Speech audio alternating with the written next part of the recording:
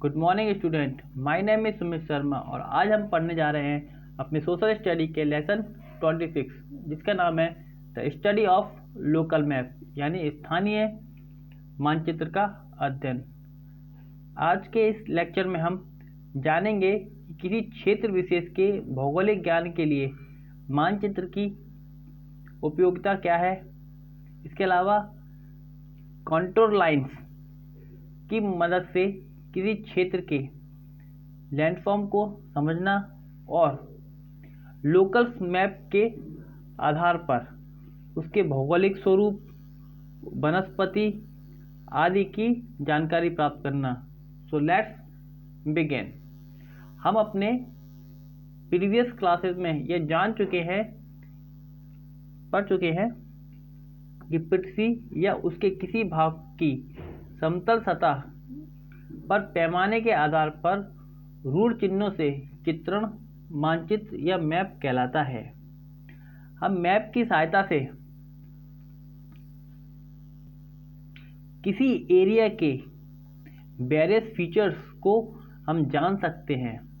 इसके अलावा हम ये भी जानते हैं कि the top of the map indicated north यानी मानचित्र का शीर्ष उत्तर दिशा को दर्शाता है। पुस्तकों में प्रयुक्त मानचित्र छोटे पैमाने के मानचित्र होते हैं। रिकॉग्नाइजिंग द लैंडफॉर्म स्थल रूपों की पहचान। मानचित्र वास्तव में पृथ्वी के धरातल का प्रतिचित्रण है।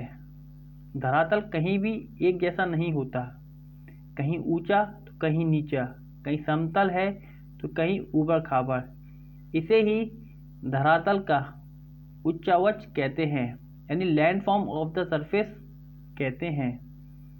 मैप चूंकि समतल पटल पर बनाया जाता है इसलिए ऊंचाई नीचाई को दिखाना कठिन होता है।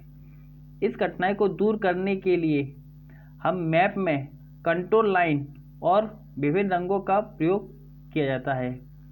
धरातल पर की अन्य बातों को हम मान्य कन्वेंशनल साइन से दर्शाया जाता है। आइए धरातल रूपों के चित्रण के लिए प्रयुक्त विभिन्न रंगों व कंटूर लाइन के बारे में जानें। तो कलर मेथड यानी रंग विधि।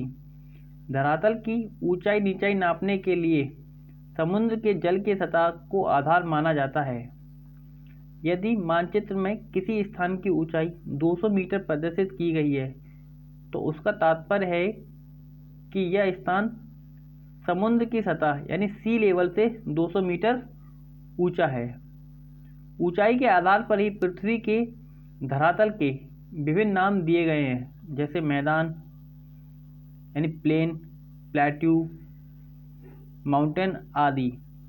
इन बड़ी स्थल आकृतियों को पहली नज़र में ही समझ लेने के लिए मानचित्र में विभिन्न रंगों का प्रयोग किया जाता है। जैसे हरा रंग प्लेन के लिए, येलो और ग्रे कलर जो है प्लेट्यू के लिए, और ब्राउन कलर जो है हम माउंटेन या ऊंची ऊंची चोटियों के लिए करते हैं। मैप में हम देख चुके हैं कि कहीं ये रंग कहीं हल्के तो कहीं गहरे हैं। इससे यह समझना चाहिए कि हल्के रंग कम ऊंचाई को बताते हैं और गहरे रंग अधिक ऊंचाई को।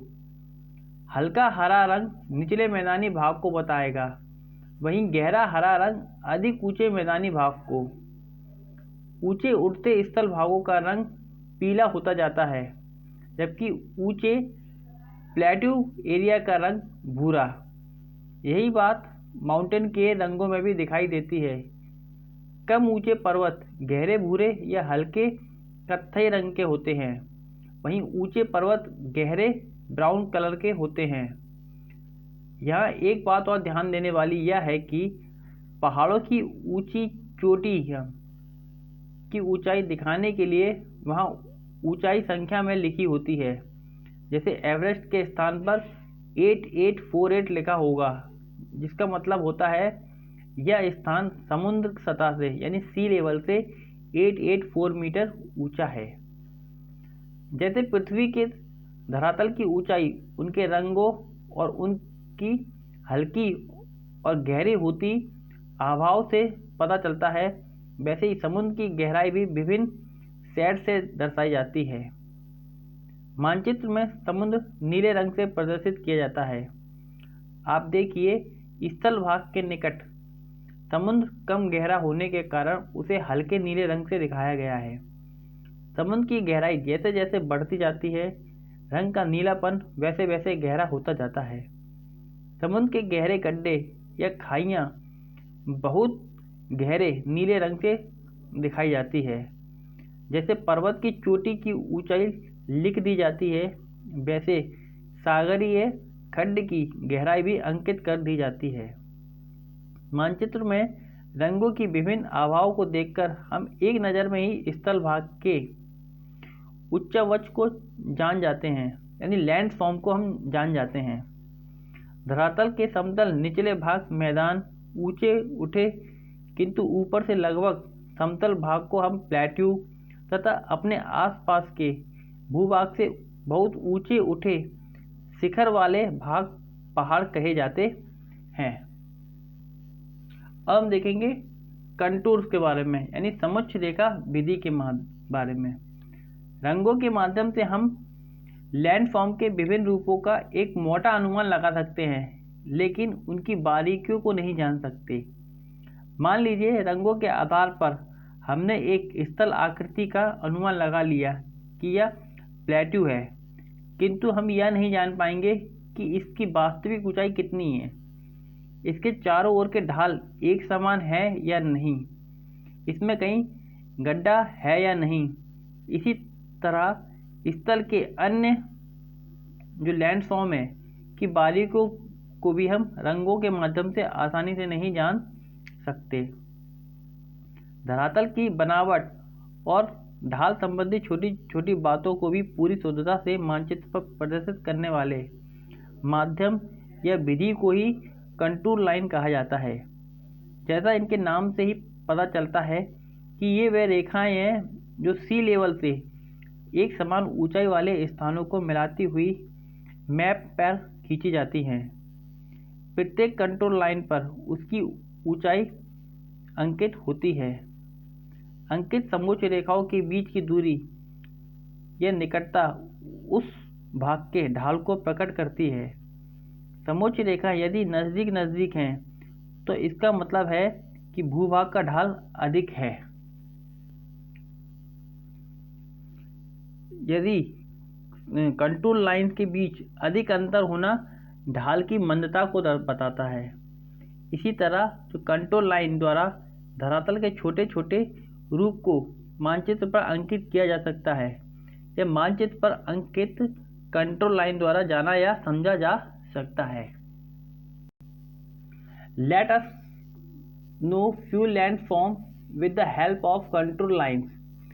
In the pictures given below, 4 landforms have been shown with contours. आइए हम कंटूर लाइन के माध्यम से विभिन्न लैंडफॉर्म के बारे में जानते हैं। जो सबसे पहला है कॉनिकल हिल्स के बारे में जानते हैं, यानी शंक्वाकार पहाड़ी के बारे में जानते हैं। यहाँ पर देखिए, ये एक शंक्वाकार पहाड़ी है, इसमें यहाँ पर कंटूर लाइन्स बनाई गई है। देखिए, ये वाली लाइन जो है सबसे ऊंचे भाग को दर्शा रही है, तो ये दोनों लाइन जो है बराबर के भाग को दर्शा रही है। यहाँ पर एक हमने गोला बना दिया और इस पर लिख दिया 180 मीटर, और उससे दूरी पर थोड़ी सी दूरी पर यहाँ पे एक और लाइन बना दी। ये हम उसके ढाल को बता रही हैं। ये अलग अलग लाइन जो है उसके ढाल को बता रही है। अगर दोनों के बीच में ज़्यादा गैप दिखाई दे रहा है, इसका मतलब है यहाँ पर थोड़ा ढाल कम है। अगर ये लाइनें एकदम पास पास होंगी, इसका मतलब है कि उन जगहों पर ढाल बहुत ज़्यादा है। दूसरा वाला देखिए, ये प्लेट्यू को बता रही है।